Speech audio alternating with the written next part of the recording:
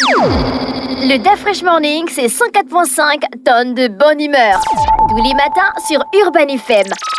La meilleure radio de la capitale. La meilleure radio de la capitale.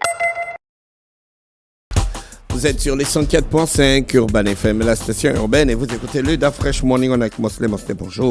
Bonjour DAF Fresh, bonjour tout le monde. Comment tu vas ce matin? Bonjour Elvis. Il y a la forme. Très bien, ça va très bien, merci. T'as passé je sais même pas si c'est un week-end. C'était presque une semaine, ouais.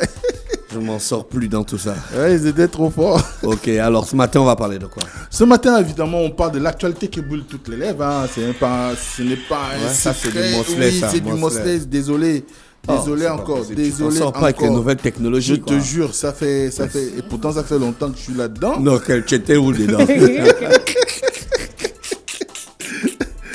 Non, on a eu tous, je crois, le week-end un peu serré avec tout ce qui s'est passé dans notre pays. Vous savez que nous sommes ici à la première semaine de ce qu'on appelle désormais la 5e République. Donc, évidemment, on est passé par la case prestation de serment du président élu le 12 avril dernier. Et ce dernier a prêté serment au stade de l'amitié d'Angondje, devant la Cour constitutionnelle et le Parlement. Le Parlement, évidemment, le Sénat et l'Assemblée nationale, en présence des homologues de ces homologues chefs d'État, mais également des populations gabonaises qui sont venues massivement. On parle d'à peu près 60 000 personnes. Ouais. Sinon, un peu plus, parce qu'il y avait aussi l'extérieur qui était suffisamment bondé de personnes et qu'à partir de cet instant, le stade a refusé du monde et la fête était aussi bien à l'intérieur qu'à l'extérieur de ce gymnase. Évidemment, c'était l'occasion pour le peuple gabonais de réaffirmer leur, on va dire, attachement à la personne non seulement d'Oligui Nguema, qu'ils ont voté le 12 avril avec un score suffisamment important, 94,85%. Et à ce moment-là, je pense que dans la symbolique de ce qui s'est passé, étant donné que sur le plan constitutionnel, la norme voudrait que le président de la République prête serment devant le Parlement et la Cour constitutionnelle, du moins le banc de la Cour constitutionnelle et le Parlement, dans un lieu, on va dire républicain. En l'occurrence, ici, soit de la présidence de la République, on en a parlé dernièrement, ou encore le palais de la Cour constitutionnelle. Mais là, ils ont choisi de le faire comme pour beaucoup dans certains pays. On voit par exemple au Congo, lorsqu'il y a la prestation de serment des chefs d'État, ils vont souvent au stade des martyrs de Kinshasa. On a souvent la grande esplanade, je crois, si je ne me trompe pas, du Sénat américain qui reçoit souvent la prestation de serment du chef d'État, du Congrès, du Congrès. Donc, à partir de cet instant, je crois qu'on était dans cet esprit-là de pouvoir communier directement avec le peuple et de pouvoir permettre à ce que ceux qui n'avaient pas l'habitude d'assister à ce type d'événement, qu'il y ait au moins une fois dans leur vie la possibilité de raconter ce qui s'y est passé. Et je peux vous garantir qu'il y avait aussi bien du faste que de tout ce qu'on a pu attendre de cette cérémonie, notamment en termes d'engagement militaire. Quand je parle d'engagement militaire, ici, je parle du défilé. On a pu voir aussi toute représentation en rapport avec l'appartenance à des communautés du Gabon, notamment le Gabon qui appartient à la CEMAC, puisqu'il y a eu des drapeaux qui ont défilé. Donc, il y a eu le drapeau de la CEMAC, le drapeau de la francophonie, le drapeau du Commonwealth, le drapeau de l'ONU, le drapeau de la CAC, de l'Union africaine. Toutes ces organisations étant ici des organisations dont le Gabon est membre en part entière. Je pense qu'on aurait été aussi quand même un peu plus juste. On a oublié une communauté, la communauté islamique, parce que le Gabon est membre de la communauté internationale. Oui, bien sûr. Bien sûr, renseignez-vous. René La fraîche. Tu en penses? Mosley a toujours raison. D'accord. Oh, ça c'est abusé quand même. Non.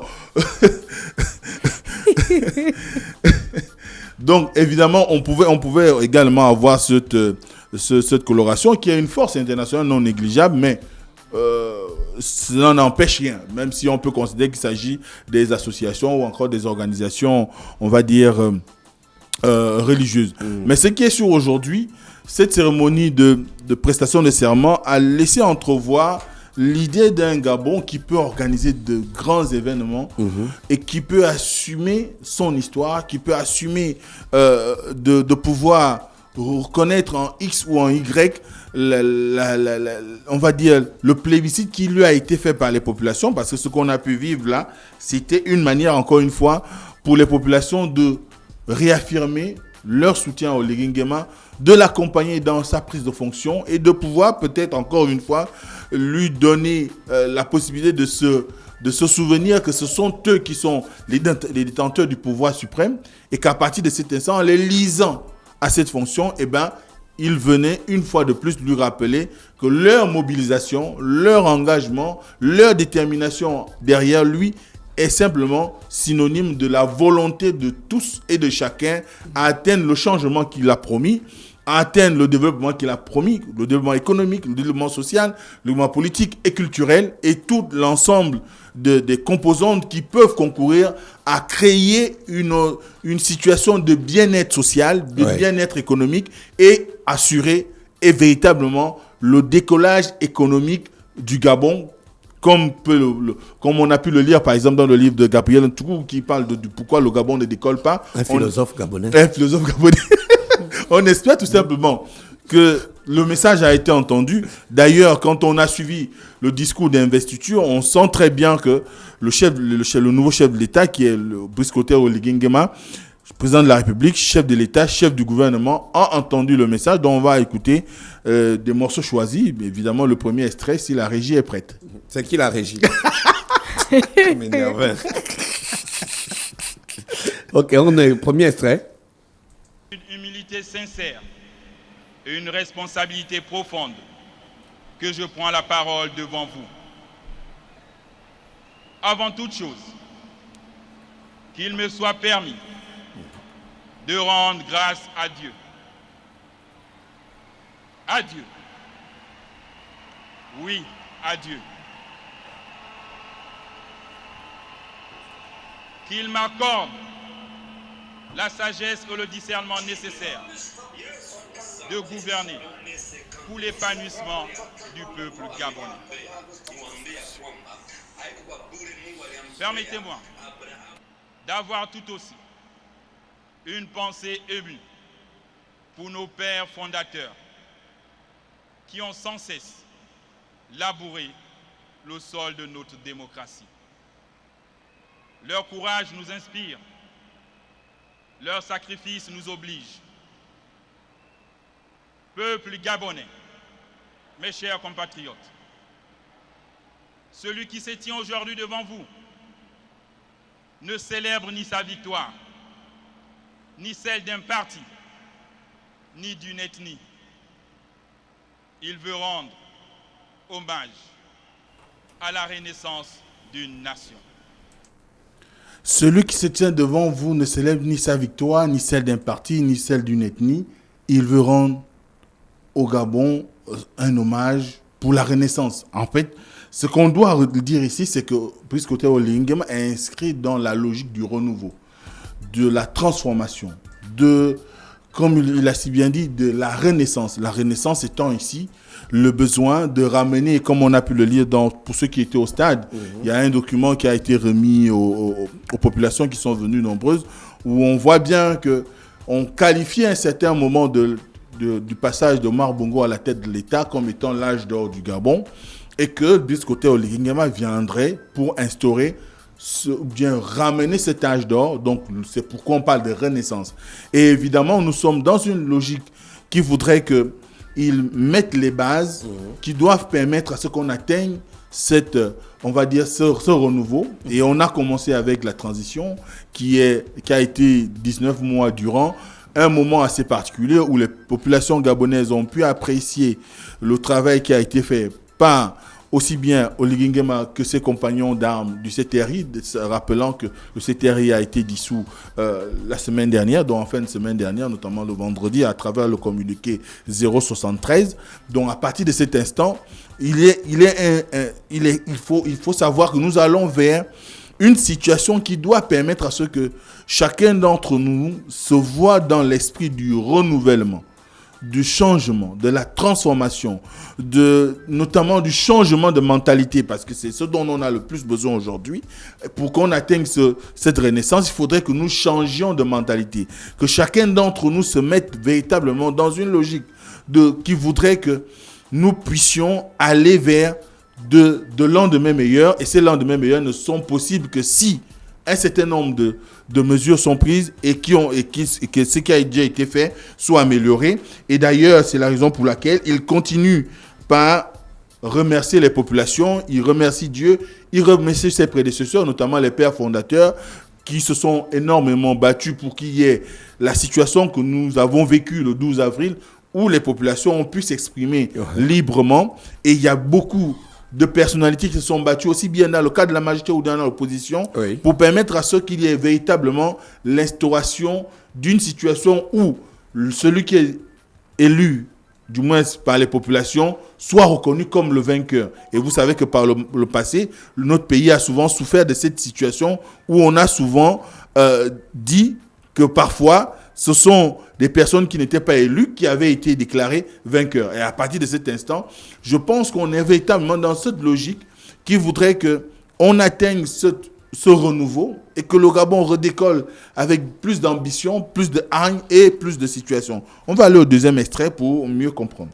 Mes chers compatriotes, le 12 avril dernier, vous avez choisi, dans l'exercice de votre souveraineté inaliénable, exprimée à 94,85%, d'ouvrir un nouveau chapitre de notre histoire. Vous avez posé un acte de foi, foi en la République, foi en la démocratie, foi en l'avenir. Par ce plébiscite, vous avez affirmé votre droit à un changement significatif qui consolide notre engagement vers une gouvernance responsable et participative. Par ce plébiscite,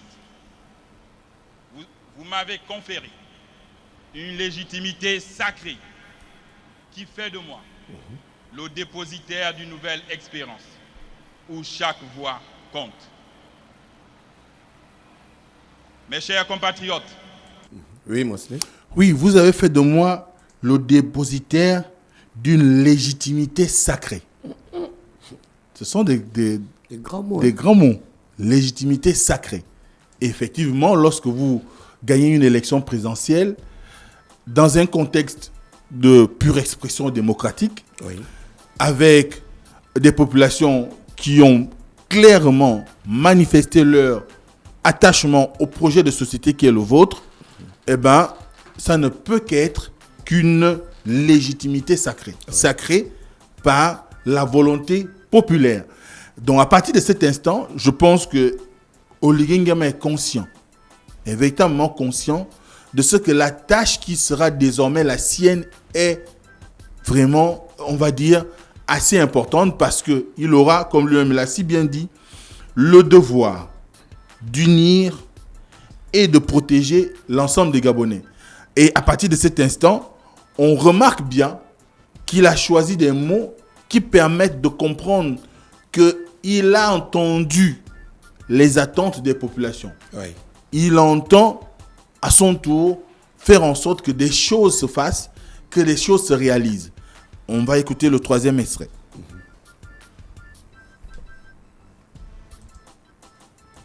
je n'accède pas simplement à la magistrature suprême.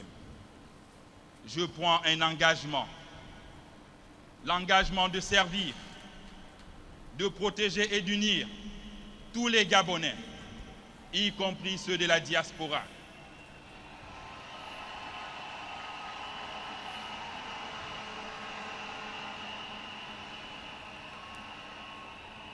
C'est le sens de mon serment prononcé ce jour.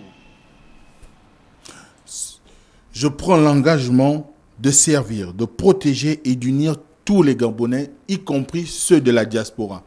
Vous savez que même si, relativement depuis le 30 août 2023, on vit sous un système où tout semble aller de commun accord, c'est-à-dire qu'on a comme une osmose qui s'est établie, qui s'est imposée d'elle-même, parce que les populations se sont reconnues dans les offres qui ont été celles de la transition, mais n'empêche que les clivages demeurent. Oui. Vous avez vécu le moment du référendum où la diaspora, notamment celle de France, a clairement voté pour le non. Le non à la nouvelle constitution, qui est quand même une constitution que beaucoup estiment donner trop de pouvoir au chef de l'État. Je rappelle que Oligui Nguema sera pour ce mandat président de la République, chef de l'État, chef du gouvernement. Et il sera assisté d'un vice-président de la République et d'un vice-président du gouvernement. Évidemment, le vice-président du gouvernement ne fait pas office de Premier ministre. En réalité, il est là juste pour coordonner les activités du gouvernement par rapport au conseil interministériel selon la nouvelle constitution. Donc, à partir de cet instant, il y a que beaucoup de personnes craignent qu'on soit dans une situation où, évidemment, ces derniers pourraient abuser du pouvoir qui lui a été donné ou qui lui a été confié. Et lui, ici, il prend l'engagement, donc, de servir. Nous savons tous à quoi renvoie le terme servir. C'est-à-dire qu'il sera à l'écoute. Il travaillera pour les Gabonais. Il prend l'engagement de protéger. Il va défendre les intérêts de tous les Gabonais. Il va défendre la vie de chaque Gabonais. Il prend l'engagement d'unir, donc de faire en sorte que cette étoffe qui a été déchirée, aussi bien avant le 30 août 2023 qu'après, qu'on arrive à une situation où on va pouvoir la recoudre et permettre à ce que tous les Gabonais, sans pour autant dire que nous allons aller vers une vision, une voie unique, mais que tout Gabonais se sente concerné par ce qui se fait en République et qu'on soit dans une logique de construction, de bienveillance et qui doit amener le développement tant attendu par tous. On écoute le prochain extrait. Le prochain extrait, c'est le 3e ou le 4e? Le 4e. Et marque en conséquence le retour à l'ordre constitutionnel.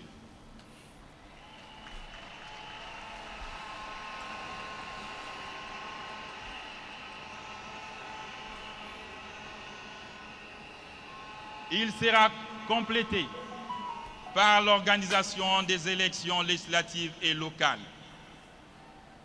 Pour ce faire, les élections jumelées, législatives et locales, se tiendront les 27 septembre et 11 octobre 2025.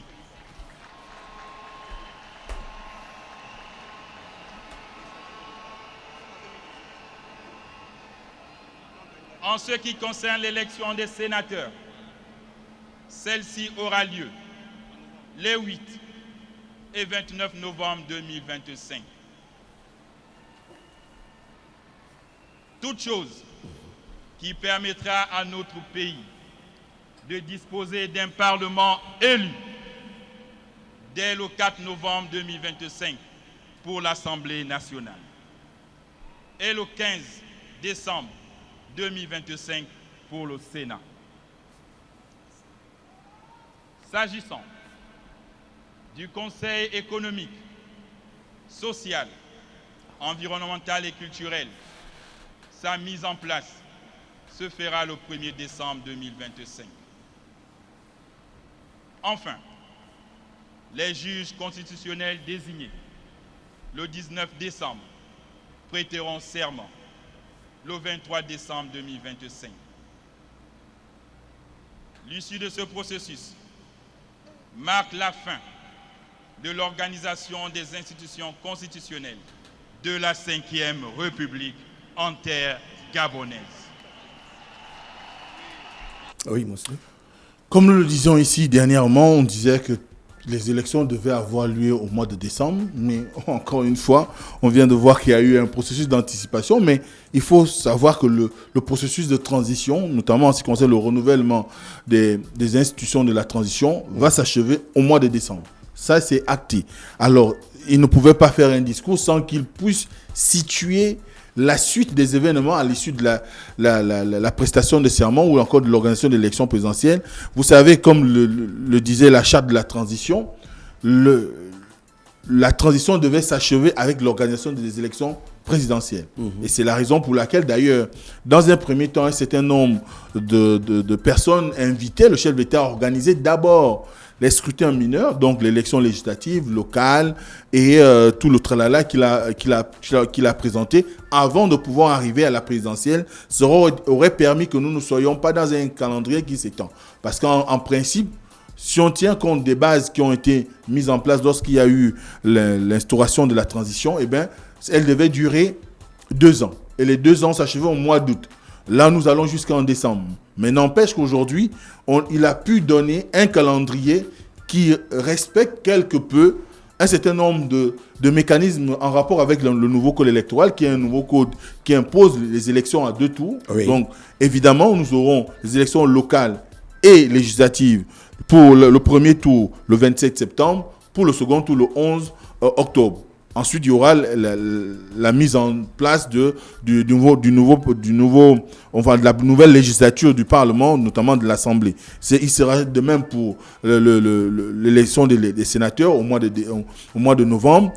Et par la suite, on achèvera avec le Conseil économique et social, la nomination des membres de la Cour constitutionnelle, parce qu'il faut savoir que même sous la nouvelle formulation, les membres de la Cour constitutionnelle seront toujours nommés, mais nommés par un certain nombre de démembrements qu'on aura le temps de présenter ici. Et on voit bien que là-dessus, je pense, ça va donner quand même une marge à un certain nombre de personnes aujourd'hui, que ça soit autour de la galaxie Oligui ou encore dans ce qui se considère aujourd'hui comme opposition, en rapport avec Alain-Claude Bilémizé, Ali Akbaro Nanga et plusieurs autres qui se sont portés comme opposants, eh ben, chacun va devoir se préparer pour pouvoir préparer ces élections-là, parce que ce sont certes des élections mineures, mais ce sont des élections importantes pour le pays, parce qu'il s'agira de la coloration du Parlement. Est-ce que tous ceux qui sont aujourd'hui autour de l'Oligui pourront faire front commun, se choisir un mot de désignation qui permettrait peut-être au sein de la galaxie autour de l'Oligui, il y ait des primaires et qu'il y ait par la suite des investitures, où chacun va aller en fonction de ses forces sur le terrain. Quand on sait que, par exemple, la mise en œuvre ou la mise en place du rassemblement des bâtisseurs pendant la campagne avait pour ambition de fédérer les énergies, et étant un comité, du moins une plateforme ad hoc, donc qui avait valeur à l'instant de la campagne électorale, ça veut dire que tout le monde a retrouvé son indépendance. Est-ce que cette indépendance va courir jusqu'aux législatives, où on va devoir travailler à faire en sorte qu'on unisse toutes ces synergies-là, toutes ces forces-là, pour permettre à ce qu'on donne une majorité à Oligui au Parlement? Je n'en sais rien, mais certainement qu'on lira sous peu, ou dans quelques jours, quelques semaines encore, des gens qui vont faire coalition pour pouvoir aller aux élections. Mais cela donne au moins la possibilité aussi bien à l'opposition qu'aux potentiels indépendants de pouvoir se préparer de maintenant jusqu'au mois de septembre et de pouvoir affûter convenablement leur stratégie pour pouvoir aller à la conquête des sièges, que ce soit au niveau des assemblées locales ou encore l'Assemblée nationale, voire au Sénat. Donc, ce calendrier était important parce qu'il fallait qu'on situe la fin véritable de la transition. On continue avec le dernier extrait. Les Saintes Écritures nous enseignent que c'est la justice qui élève une nation. La 5e République, que nous appelons de tous nos voeux, pose l'exigence de mettre fin à l'impunité, à la corruption, à la cupidité, au laxisme et à la paresse. L'administration doit être performante. Chaque citoyen, dépositaire de l'autorité de droit, doit remplir sa mission dans le respect des lois et règlements en vigueur, afin d'installer un véritable état de droit. Afin d'installer un véritable état de droit, Oligui promet la fin de l'impunité, la fin de la corruption, la fin de la cupidité, combattre le laxisme et la paresse. Vous savez que ce sont des mots qui sont souvent attribués non seulement aux Gabonais, mais également à la haute administration, pour beaucoup, l'impunité a fait que il y a des personnes, des cadres dans la haute administration qui se sentent intouchables, à telle enseigne que beaucoup ont commis des actes répréhensibles, d'autres ont carrément brillé dans les détournements de fonds, la gabegie, la concussion. Et ils s'en vantent publiquement. Et ils sont toujours autour de la gestion actuelle. Donc à partir de cet instant, il faudrait qu'on mette un cadre qui permette à ce que la justice, dans sa capacité à pouvoir trouver des preuves, diligenter des enquêtes, ait une certaine autonomie. Cette autonomie ici, c'est l'indépendance véritable de la justice. Oui. Donc on doit pouvoir mettre fin à l'impunité. Plus aucun Gabonais ne doit se sentir au-dessus de la loi ou de la norme, parce que dire juste la loi ne suffit pas. La norme, quand il y a une norme établie dans la manière de fonctionner, dans la manière de gérer, dans la manière de s'organiser, dans la manière de faire, vous devez obéir à cette norme. Et dès que vous sortez des clous, il faudrait qu'on vous rappelle que vous êtes sorti des clous et qu'on agisse en conséquence de cause. Ensuite, vous avez la corruption. Elle est galopante, personne ne peut le nier. Nous tous, nous faisons l'expérience de la corruption à tous les niveaux. Que vous soyez au quartier, lorsque vous abordez un contrôle des forces de défense et de sécurité, ben c'est à peine si on ne vous arnaque pas. Donc, à un moment donné, il faut qu'on sorte de cette situation. Ensuite, vous avez la cupidité. La cupidité, c'est elle qui conduit à la gabégie, au détournement de fonds, à toutes les situations de détournement que nous enregistrons dans notre pays, parce que les gens, malgré le fait qu'on le lui a reproché, mais je pense que c'est d'actualité, les Gabonais, dans leur grande globalité, vivent au-dessus de leurs moyens. Vous avez un salaire de 500 000 par mois, mais vous voulez vivre comme Crésus avec 100 millions par mois. Et à un moment donné, vous vous retrouvez avec des dettes. Vous vous retrouvez endetté. Dès cet instant, qu'est-ce qu'on fait? On regarde là où nous gérons. S'il y a des fonds, il y a une prédation systématique qui s'installe. Donc, c'est désormais le budget de votre institution, de votre administration, de votre entreprise, de votre organisation qui devient la caisse qui se charge de régler vos problèmes au quotidien alors que vous n'avez qu'un salaire de 500 000 francs. Donc, à partir de cet instant, je pense aujourd'hui qu'il est important qu'on travaille à ramener les Gabonais à l'essentiel. Gagne et vis, du moins vis avec ce que tu gagnes. Ne cherche pas à gagner plus. Ne cherche pas à aller, détourner de l'argent qui est destiné à l'investissement, par exemple, pour mettre des panneaux solaires dans un village ou créer une fontaine publique dans un quartier, faire des routes, construire des logements sociaux, équiper les hôpitaux, équiper les établissements, pour éviter que nous soyons dans cette situation que nous tous nous déplorons aujourd'hui avec un retard en matière de développement.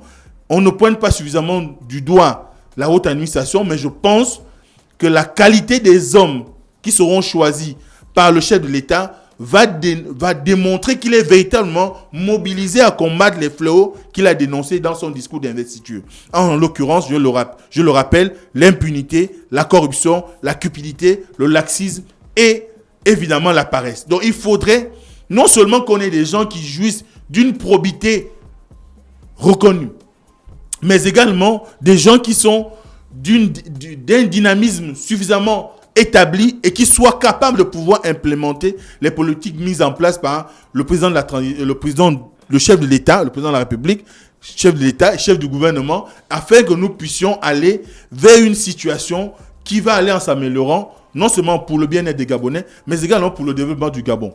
Et je pense que c'est tout le sens aussi du cérémonial qu'il y a eu autour de cet événement, parce qu'au-delà de la prestation de serment devant la Cour constitutionnelle et le Parlement, au-delà du cérémonial mené de maître par, comme on le dit souvent, par M. Dieudonné Abaowono, qui est le président de la Cour constitutionnelle, il y a eu aussi l'autorisation, parce qu'il a autorisé, c'est le terme qu'il a employé, il a autorisé les détenteurs des savoirs traditionnels à pouvoir également procéder à l'installation ou la remise de certains nombres d'artifices traditionnels de pouvoir au chef de l'État, en l'occurrence remis par Junior Xavier Ndongdong. Et là, on a vu tout ce qui a été dit. Il a planter le décor concernant les bénédictions, le lavement des mains, donc la purification. Le président a été purifié non seulement avec de l'eau, mais aussi avec du feu. Ceux qui ont suivi la cérémonie, il a mis du feu sur trois torches indigènes. Et ces 9 torches indigènes, qu'est-ce que je raconte? 9 torches indigènes. Ces 9 torches indigènes symbolisaient les 9 autel du Gabon. Les 9 autel spirituels et sacrés du Gabon. Ça veut dire que tous les liens anciens et nouveaux qu'il aurait pu tisser avec X ou Y ont été déliés à partir de cette symbolique. Il est un homme neuf. Je ne dis pas qu'il doit faire avec du neuf, mais il doit pouvoir se choisir autour de lui des gens qui soient capables de l'accompagner dans son travail, dans l'ambition qui est la sienne de porter le Gabon à un autre niveau, à un nouveau stade, de véritablement donner du volume à la 5e République, parce que le volume pour la 5e République reposera sur la capacité à combattre efficacement le chômage. Ce n'est pas seulement envoyer les gens dans les formations militaires, ou ce n'est pas seulement créer uniquement des taximans, mais il faut que ça soit tout azimut. Il faut qu'il y ait une émulation, il faut qu'il y ait un engouement en matière de promotion, en matière d'offres d'emploi. Il faut que les entreprises aujourd'hui retrouvent une certaine stabilité au niveau économique pour permettre à ceux qui aient des postes d'emploi qui s'ouvrent dans un certain nombre de secteurs. Vous avez le secteur forestier, vous avez le secteur minier, vous avez le secteur pétrolier et beaucoup d'autres, j'en passe. Il y a les services. Il faut pouvoir accompagner les Gabonais dans les domaines pour lesquels ils se choisissent de créer de l'emploi et permettre à ce qu'il y ait énormément d'investissements étrangers, parce qu'évidemment, l'impunité et la gabégie ou encore la corruption, les combattre n'aura qu'un avantage, permettre à ce que nous ayons plus d'investissements, et plus on a des investisseurs, ça veut dire qu'on a plus d'entreprises créées, et plus on a des entreprises, ça veut dire qu'on aura évidemment de l'emploi créé. Mais en amont, il faut également réformer le système éducatif, le rendre plus performant, adapter aux exigences du 21e siècle, créer des centres de formation beaucoup plus pertinents, beaucoup plus en phase avec les besoins de notre tissu économique, et cela va apporter le développement que nous souhaitons tous. Donc c'était là l'ensemble des moments particuliers. Évidemment, c'était un moment faste, puisque on a pu voir la joie qui se lisait sur les visages aussi bien du chef d'État lui-même, de la première dame, de leurs invités, mais également de la population. Ça veut dire que jusque-là, Oligingema, pour les 100 premiers jours, devra présenter le déroulé de ce qui va conduire les 7 prochaines années, et qu'au bout des 100 jours, qu'on commence à lire véritablement qu'il est mobilisé au développement du Gabon, qu'il est mobilisé pour travailler au bien-être des Gabonais, et qu'il est engagé pour transformer durablement l'environnement politique, économique, social, culturel de notre pays. Merci Mosley avec nous ce matin sur les 104.5 Urban FM, la station urbaine dans l'Uda Fresh Morning, le réveil matinal le plus haut de la capitale, sur la radio la plus haute de la capitale. Le Da Fresh Morning, c'est 104.5 tonnes de bonne humeur. Tous les matins sur Urban FM. La meilleure radio de la capitale. La meilleure radio de la capitale.